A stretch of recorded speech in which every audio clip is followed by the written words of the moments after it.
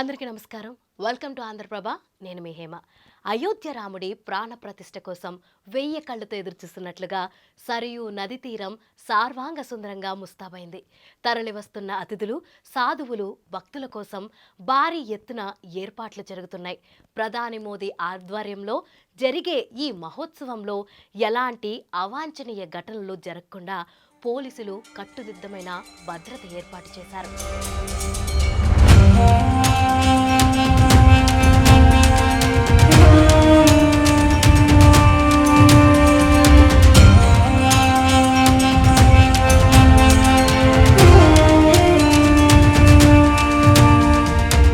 రామయ్య భక్తులు ఎదురు చూస్తున్న ఆ అద్భుత గడియ రానే వచ్చేసింది. 500 ఏళ్ల తర్వాత వస్తున్న దీపావళిగా భక్తులు అభివర్ణిస్తున్న ప్రాణ ప్రతిష్ఠ మహోత్సవం జనవరి 16 నుంచి మొదలై 7 రోజుల పాటు జరగనుంది. జనవరి 22న అసలైన వేడుకగా జరగనుంది. ఈ కార్యక్రమం ప్రధాని నరేంద్ర మోదీ చేతుల మీదుగా జరగబోతుంది. ఈ నెల మొదటి నుంచి అయోధ్య ఆధ్యాత్మిక శోభ సంతరించుకుంది. 10వ తేదీ నుంచి 10 రాష్ట్రాలకు చెందిన 108 మంది ఆచార్యులు మహాయజ్ఞం చేస్తున్నారు. ఇక రాముడికి కానుకగా పంపిన ఎన్నో వస్తువులు అయోధ్యకు చేరుకుంటున్నాయి.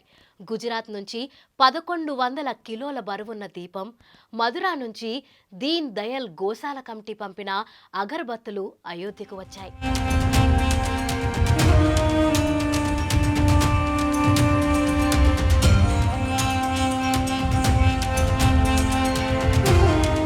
ప్రాణప్రతిష్ఠ కోసం దేశం నలుమూలల నుంచి భక్తులు తరలివస్తున్నారు.